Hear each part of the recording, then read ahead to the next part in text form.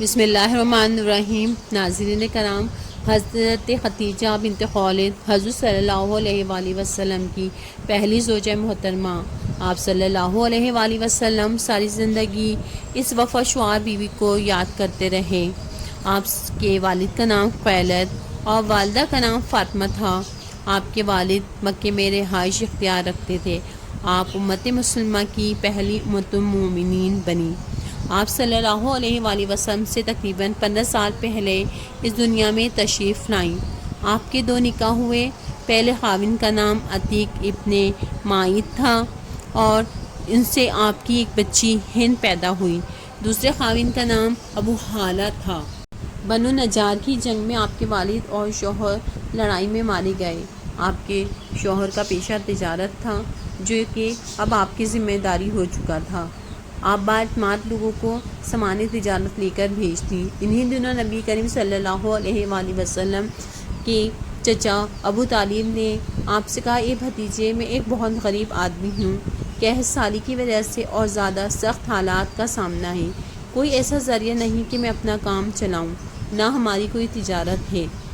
آپ ان دنوں نبی کریم صلی اللہ علیہ وآلہ وسلم امانت کی و دیانت کی وجہ سے لوگ آپ کو امیر کہہ کر پکارنے لگے اور اس کے علاوہ آپ کا کوئی اور نام نہ لیا کرتے تھے۔ ابو طالب نے کہا، ایک قافلہ شام کی طرف جانے والا ہے، قریش کے لوگ بھی اس میں شامل ہیں۔ قریش کی خاتون خدیجہ بنت خویلد شام کی طرف اپنا تجارتی سامان بھیجا کرتی ہیں۔ جو شخص ان کا مال لے کر جاتا ہے وہ ان کو اجرت دے کرتا ہے۔ تم ان کے پاس جاؤ، ان کا مال لے جانے کی پیشکش کرو تو وہ ضرور اپنا مال تمہیں دے دیں گی، کیونکہ تمہاری امانت داری کی شہرت ان تک پہنچ چکی ہے۔ اگرچہ میں اس بات کو پسند نہیں کرتا کہ تم شام کے سفر پر جاؤ، یہودی تمہارے دشمن ہیں، لیکن حالات کی وجہ سے میں مجبور ہوں۔ تب آپ صلی اللہ علیہ وآلہ وسلم نے فرمایا، ممکن ہے وہ خاتون خود میرے پاس کسی کو بھیجیں۔ یہ بات آپ نے اس لیے کہی تھی کہ سیدہ خدیجہ کو ایک بااعتماد آدمی کی ضرورت تھی، اور اس وقت مکے میں آپ سے زیادہ شریف، پاک باز، امانت دار، سمجھدار اور قابل اعتماد کوئی نہیں تھا۔ یہ شہرت حضرت خدیجہ کو پہنچی تو آپ نے انہیں کہا، آپ میرا سامان تجارت لے کر جائیں، میں آپ کو دوسروں سے زیادہ منافع دوں گی۔ آپ صلی اللہ علیہ وآلہ وسلم نے اس پیشکش کو قبول فرما لیا۔ سفر انتہائی کامیاب رہا۔ چنانچہ سفر کے 25 دن کے بعد حضرت خدیجہ رضی اللہ تعالیٰ عنہ نے نکاح کا پیغام آپ کو بھیجا، جو آپ نے اپنے چچا ابو طالب کے مشورے سے قبول فرما لیا۔ سیدہ خدیجہ نہایت سمجھدار اور مالدار عورت تھیں، اس لیے ہر شخص ان سے نکاح کا خواہش مند تھا، لیکن اللہ نے انہیں نبی کریم صلی اللہ علیہ وآلہ وسلم کے منتخب کر لیا تھا۔ ناظرین کرام، نکاح کی تاریخ طے ہو گئی۔ مقررہ دن پر اپنے چچا ابو طالب اور خاندان کے دوسرے بڑوں کے ساتھ تشریف لائے۔ نکاح کے وقت آپ کی عمر مبارک 25 سال، حضرت خدیجہ کی عمر 40 سال تھی۔ نکاح ہو گیا، سب نے آپ کو مبارکباد پیش کی۔ حق مہر کی رقم 12 اوقیہ کے قریب تھی۔ حضرت خدیجہ نے اپنا تمام مال و زر تمام آپ کے قدموں میں ڈھیر کر دیا۔ اس طرح روزی کمانے کی فکر سے بھی آپ کی جان چھوٹ گئی۔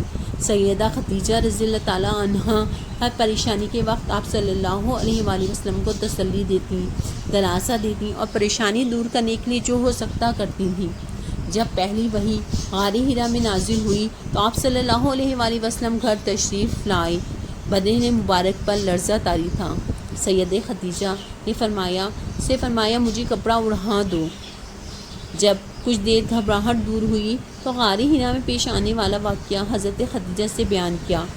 آپ نے نبی کریم صلی اللہ علیہ وآلہ وسلم کو تسلی دی اور کہا، قسم ہے اس ذات کی جس کے قبضے میں میری جان ہے، آپ نبی ہیں اس امت کے۔ اور اس کے بعد آپ اپنے چچا زاد بھائی ورقہ بن نوفل کے پاس لے گئیں۔ آپ نے پورا واقعہ سنایا۔ اس کو سن کر انہوں نے یقین کے لہجے میں کہا، یہ وہی فرشتہ ہے جو موسیٰ علیہ السلام پر اترا تھا۔